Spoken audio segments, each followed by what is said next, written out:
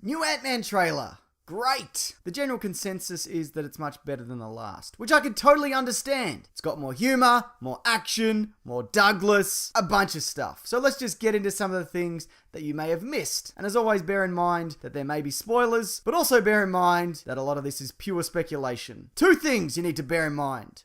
Two things. First off, let's take a look at Hank Pym. From the last trailer, it wasn't made entirely clear, but it appears as if he still plays some part in Pym Industries, just a minor one. A couple of times he's seen standing back with the man who will become Yellow Jacket, lapping up all the praise, with this picture of young Hank Pym reminding us of his glory days. This location here, like we saw in the last teaser, still looks to be some kind of flashback, because not only does it look like a kind of retro world, but also because we don't actually see Ant-Man. I think this might be an opening or early sequence where we see the trail of destruction that Ant-Man can leave, as opposed to all the close-up shots we'll see later. Maybe this has a young Hank Pym completing some kind of mission for S.H.I.E.L.D. if the appearance of both Howard Stark and Peggy Carter end up panning out. With Hank Pym saying that he's enlisting Scott Lang's help in order to steal something, it's most likely Pym particles and not his old Ant-Man suit. Not only because it's said later in the trailer that he's been hiding his suit from Pym Industries, but also because we see it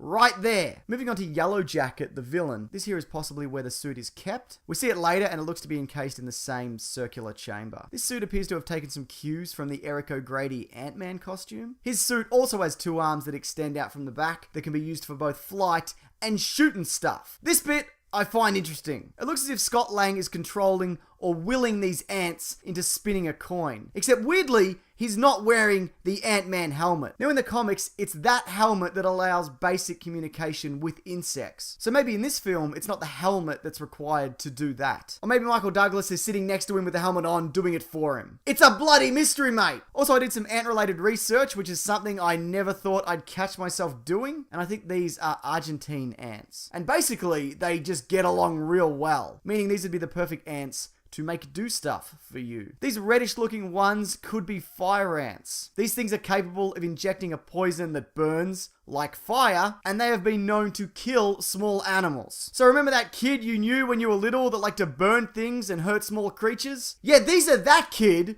except there are thousands of them. Now that's about all I caught from this one, but this movie looks really good. Hopefully an awesome way to wrap up Marvel's Phase 3. And again, there are still a lot of things that we don't know. For example, will we see Ant-Man go giant? Maybe that's the skill that sets him apart from Yellow Jacket. Also, what's that? Is it important? Or is it just one of those crystal rock lights? Those are no good. Be a real light or get out of here! But if you liked this video, I've actually done a bunch of these trailer breakdowns. I'll put the playlist of which at the end of this video, along with my podcast, The Weekly Planet. It looks at movies and comics and TV shows, and it comes courtesy of the terrific comicbookmovie.com. That will also be linked below. But what did you think of the new Ant-Man trailer? And if there is anything I missed, like for example, you know what this is, please feel free to add that in the comments below. Alright, thanks everyone.